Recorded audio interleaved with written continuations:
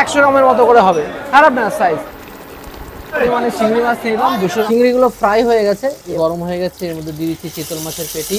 এখন এত গরম পড়েছে যে সবসময় বাইরে যাওয়ার সুযোগই পাচ্ছি না, মানে অনেক দিন ধীরে ধীরে ওয়েট করে যাচ্ছি, তো ভাবলাম বাড়িতে বসে বেশ কিছু মাছের পদ রান্না করা যাক, যেটা আপনাদের সামনে আগে কিন্তু খুব তুলে ধরতাম।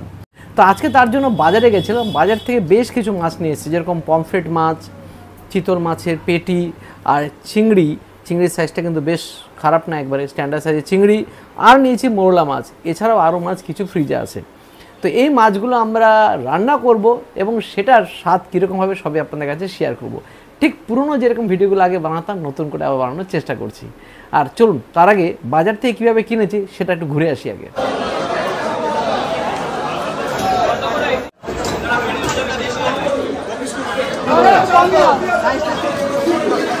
আজকে আমরা বাজারে এসেছি, চিতল মাছ নিচ্ছি, চিতল মাছের পেটি নিচ্ছি। যদি আজকে সাইজগুলো ছোটো, 4 পিসের মতো করো, 545 হয়েছে।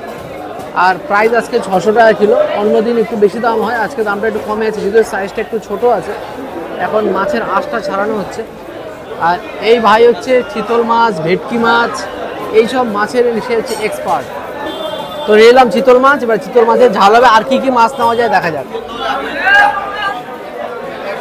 তো এখান থেকে পমফ্রেট নিয়ে নিচ্ছি, দেখতে পাচ্ছি বাইরের দোকানে ভালো পমফ্রেট পাওয়া আছে। এক একটা পমফ্রেটে ওজন মোটামুটি এক একটা 100 গ্রামের মতো করে হবে, খারাপ না সাইজ। এটা নিয়ে নিচ্ছি। মানে চিংড়ি মাছ নিলাম 200 গ্রামের মতো, জাস্ট একটা কোনো কিছু বানানোর জন্য হালকা করে। এবার একটু ম্যারিনেট করা পালা, তার জন্য একটুখানি চুনো মাছে একটু হলুদ আর চিংড়িতে একটু হলুদ দিয়ে নিচ্ছি, অল্প একটু লবণ দিয়ে দিলাম। লবণ হলুদ দিয়ে মাখিয়ে নিচ্ছে। আপনারা চাইলে এর মধ্যে একটু শুকনো লঙ্কার গুঁড়ো দিতে পারেন, তাহলে একটু ভালো হবে। যদি আমার মেয়ে আছে বলে দিলাম না, কারণ মাম্মা অত ঝাল খেতে পারে না। এবার পমফ্রেট মাছগুলোকে একটু ম্যারিনেট করে নিচ্ছি। প্রথমে 3টে মাছ দিয়ে ট্রাই করব। লেবু দিয়ে দিচ্ছি, একটু লবণ দিয়ে দিই, আর একটু হলুদ, নুন, হলুদ আর লেবু দিয়ে মাখিয়ে প্রথমে রেখে দিতে হবে বেশ কিছুক্ষণ। এবার চিতল মাছের লবণ হলুদ একটু ভালো করে ম্যারিনেট করে নিতে হবে। এবার একটু হলুদও দিয়ে দিলাম, দিয়ে একটু ভালো করে এটাকে মাখিয়ে নিতে হবে লবণ হলুদ দিয়ে। তন্দুরি পমফ্রেট বা অয়েল ফ্রাই পমফ্রেট বানানোর জন্য আগে মশলাটা তো বানিয়ে নিতে হবে। তার জন্য একটুখানি পেঁয়াজ, কিছুটা পরিমাণে পেঁয়াজ, রসুন নিয়ে নিলাম, আদা, হলুদ গুঁড়ো, কিছুটা ধনে গুঁড়ো দিয়ে দিচ্ছি আমি আর মাম্মা মিলে। এবার জিরে গুঁড়ো, অল্প করে শুকনো লঙ্কার গুঁড়ো, অল্প একটু গোলমরিচের গুঁড়ো, সামান্য একটু বেসন, অল্প একটু লবণ দিয়ে দিলাম। এটাকে একটু ভালো করে একটু মাখিয়ে নিয়ে আগে অল্প একটু টক দই দেওয়ার পালা। এবার একটু ভালো করে এটাকে মিক্স করে নিচ্ছি। এবার উপর দিয়ে মশলাগুলোকে দিয়ে দেবো। এবার মশলা ভালো করে দিয়ে দিচ্ছি, মামা দিয়ে দিচ্ছে মশলাগুলো। দাও ঠিক আছে, ওকে। চিতল মাছ ফ্রাই করব, তাই প্রথমে তেল গরম করে নিচ্ছি। তেল গরম হয়ে গেছে, এর মধ্যে দিয়ে দিচ্ছি চিতল মাছের পেটি। মাছগুলো বেশ কিছুক্ষণ ফ্রাই করলাম, এক সাইড আবার উল্টে দেওয়ার পালা, দুটো একসাথে উল্টাতে হচ্ছে। বাহ, এই সাইডটা ভালো ফ্রাই হয়েছে দেখছি।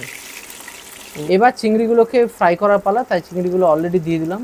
চিংড়িগুলোকে মাম্মার চিংড়ি খুব ভালো লাগে, ফেভারিট। ও বাহ, চিংড়ি দেখলে পুরো পাগল। বাহ, চিংড়ি দেখলে পুরো পাগল। ওকে, তো চিংড়িগুলো একটু ফ্রাই করতে হবে। হ্যাঁ, ওকে। আর অলরেডি আমার খিদে পেয়েছে। অলরেডি খিদে পেয়েছে, ঠিক আছে। চিংড়িগুলো ফ্রাই হয়ে গেছে, এবার চিংড়িগুলো তুলে নেব। এবার মৌলা মাছগুলোকে ছাকা তেলে একটু হালকাভাবে ভেজে নেবো, মানে খুব ডিপলি না। মাছগুলো বেশ সুন্দর ফ্রাই হয়েছে, এবার মাছগুলোকে নামিয়ে নেওয়ার পালা।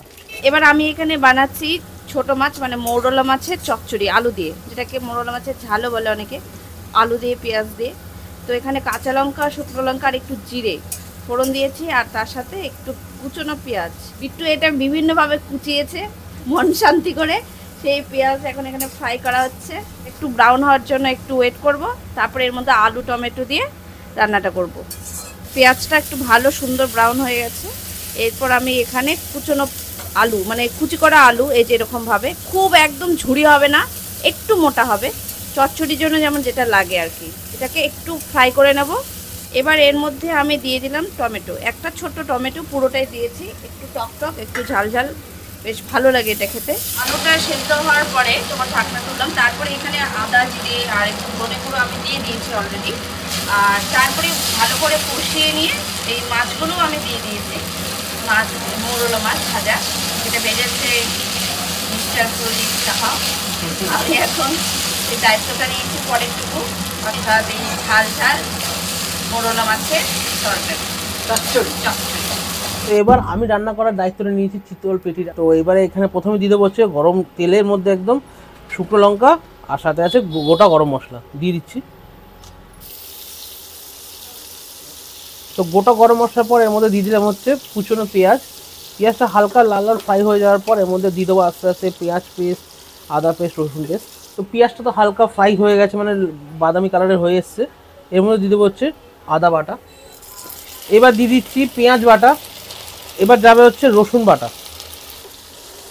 তো এবারে সবকটা মশলা একদম ভালো করে কষিয়ে নিতে হবে, যতক্ষণ না তেল বেরোচ্ছে ততক্ষণ এটা কষাতে হবে বেশ ভালো করে।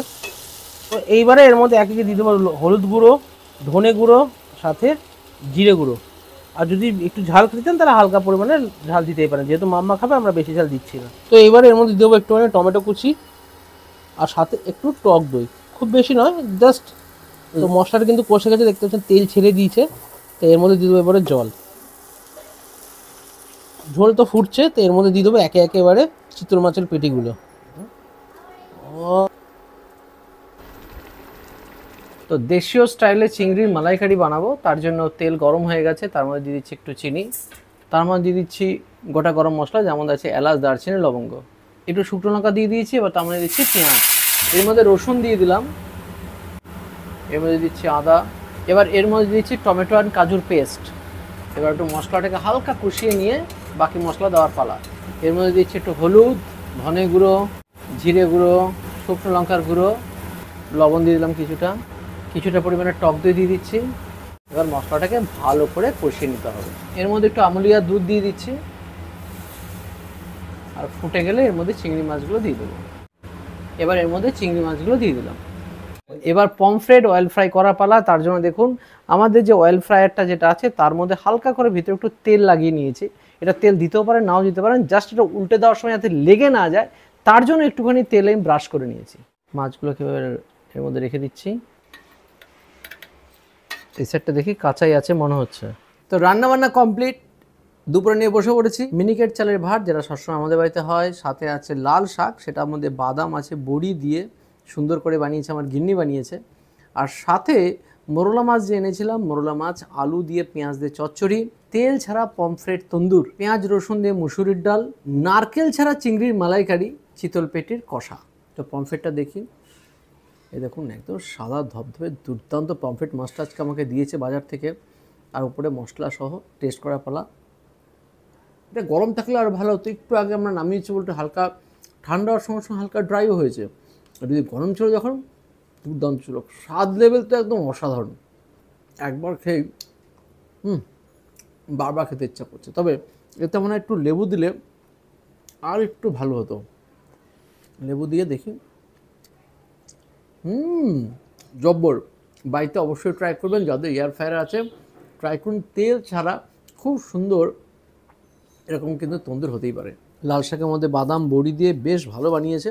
গিন্নির শাকটা অসাধারণ বানায়। মুখে বড়ি পড়ছে, বাদাম পড়ছে। বাঙালি কালচারে শাকের গুরুত্ব সবসময় আছে, যদিও বাংলা বা উত্তর পূর্বাঞ্চলের সমস্ত রাজ্যে কিন্তু শাক খুব খাওয়া হয়।